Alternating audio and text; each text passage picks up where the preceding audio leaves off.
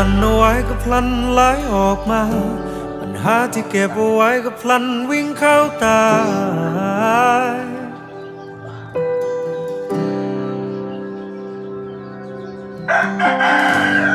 รสชาติของชีวิตที่น่ากลัว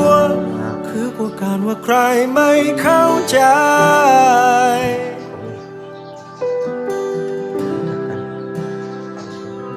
โอ้ทุกเบื่อกับดาว